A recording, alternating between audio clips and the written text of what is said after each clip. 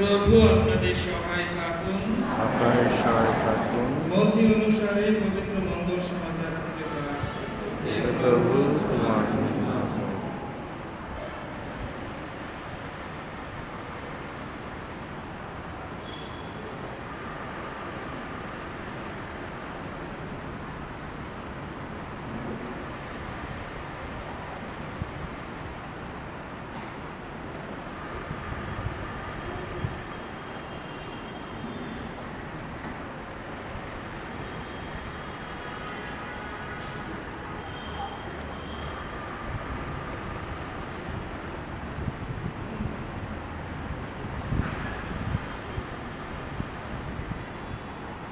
যীশু খ্রিস্টের জন্ম হয় এইভাবে।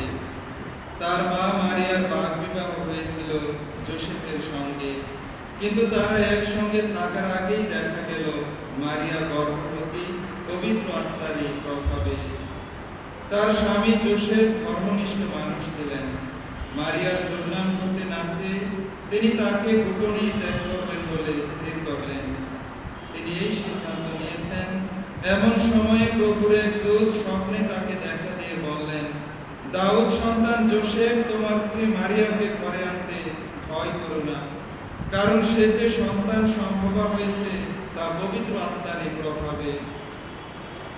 সে এক পুত্র সন্তানের জন্ম দেবে, তুমি তার নাম রাখবে যীশু, কারণ তিনি আপন জাতির মানুষকে তাদের পাপ থেকে মুক্ত করবেন। এই সমস্ত ঘটেছিল যাতে সত্য হয় প্রবক্তার মুখে উচ্চারিত প্রভুর এই বাণী, শোনো, কুমারী কন্যাটি হবে গর্ভবতী, সে এক পুত্র সন্তানের জন্ম দেবে। একদিন সবাই তাকে ইম্মানুয়েল নামে ডাকবে। নামটির অর্থ ঈশ্বর আমাদের সঙ্গেই আছেন।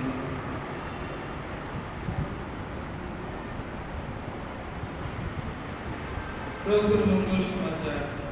প্রভু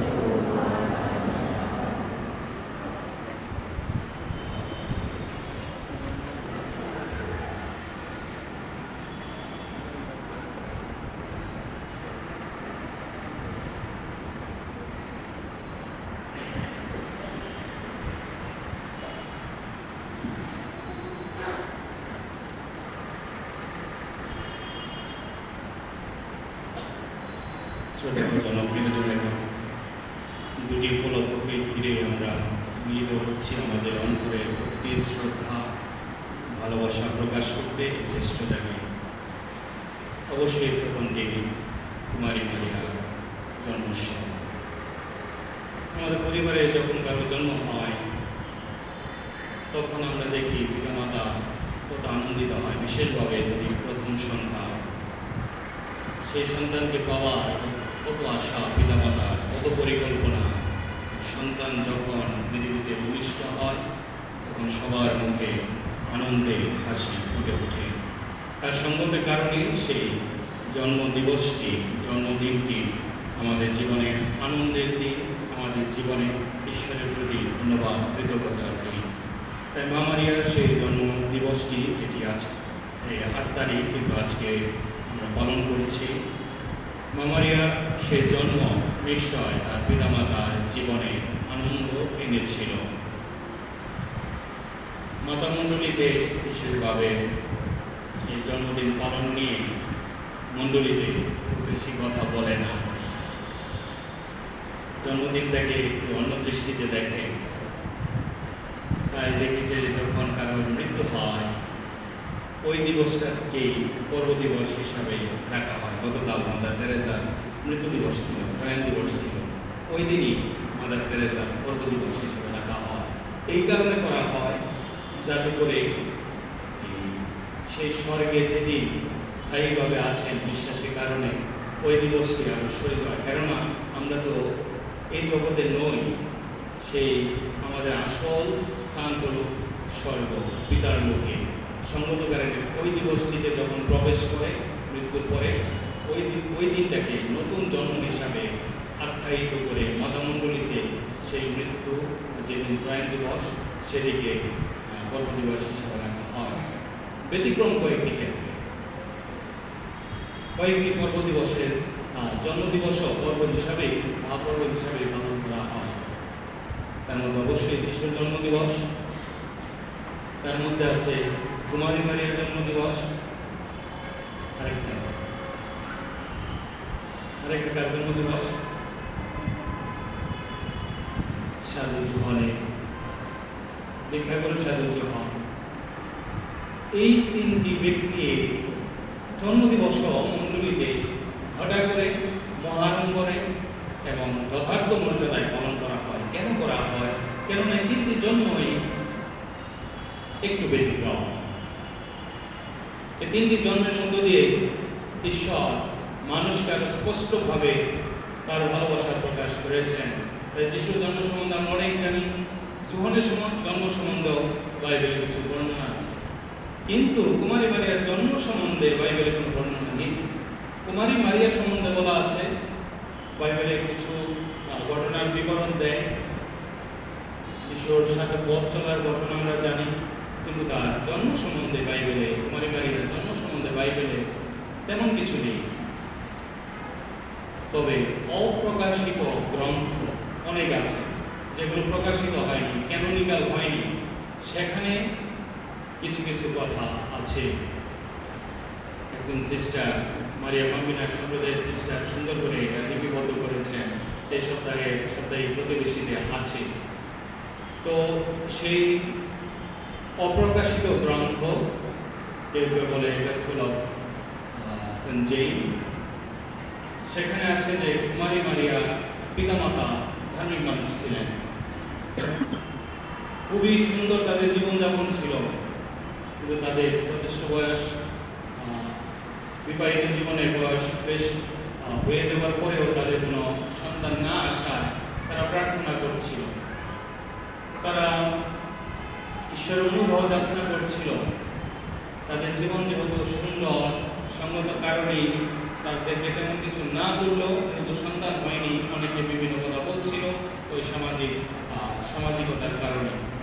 এমনি করে অবস্থায় তারা মন্দিরে গিয়ে প্রার্থনা করে এবং বলে যদি সন্তান আসে তাহলে ঈশ্বরের চরণে তারা নিবেদিত করবেন।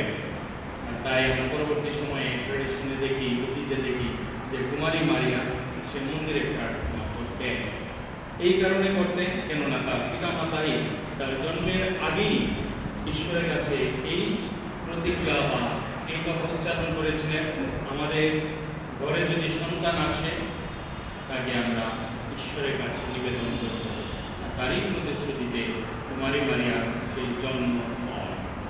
জন্মে সুন্দরভাবে হয় এবং স্বাভাবিক সন্তানদের মতো ওই সময়ে কুমারী মারিয়া বৃদ্ধি পায়।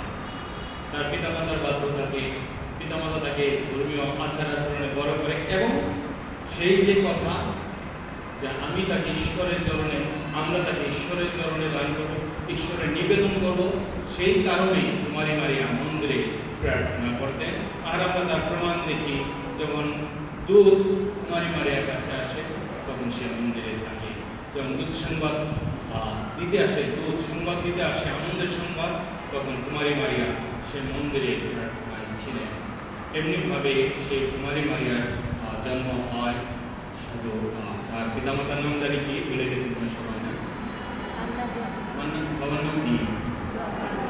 আচ্ছা, ভালো সম্পর্কে আমরা জানি, আমাদের ইতিহাস কিছুটা।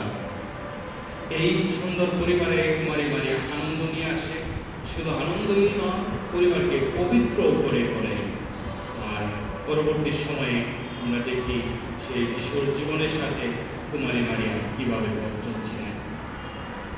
কুমারী মারিয়ার এই জন্ম উৎসবে মাতা মণ্ডলী এইভাবে বলে, যেহেতু অন্যগুলো জন্মদিন হিসাবে পালন না করে মৃত্যুবার্ষিকী পর্ব দিবস পালন করা হয়, কিন্তু কুমারী মারিয়ার এই জন্মকে এত গভীরভাবে মণ্ডলী অনুভব করে যে তা পর্ব হিসাবে আখ্যায়িত করে। আর সাধু দামাসিন বলেন, যিশুকে তিনি সূর্যের সাথে আখ্যায়িত করেন। দিবাকরের উদয় যিশুর জন্মের মতো দিয়ে হয়। সাধু দামাসিন যে সূর্য, যা দিবাকর, তার উদয়ে পৃথিবী যেমন আলোকিত হয়ে ওঠে, পৃথিবী যেমন হেসে ওঠে, কিন্তু তার আগে অনেকটা সুন্দর সময়। এই সূর্য হেসে ওঠার আগে একটু গধূলি আবহাওয়া থাকে, খুব মনোরম, খুব স্নিগ্ধ। সাধু দামাসি তিনি এই দিবাকর উদয়ের আগের যে সুন্দর মনোরম একটা সুন্দর পরিবেশ তাকে তুলনা করেছেন কুমারী মারিয়ার জন্মের সাথে। তাই কুমারী মারিয়ার জন্ম আমাদের জীবনে আনন্দ যেমনি এনেছে, আরাম এনেছে, এবং সেই আলোর দিকে আমাদেরকে নিয়ে যাওয়ার জন্য আলোকিত করছে।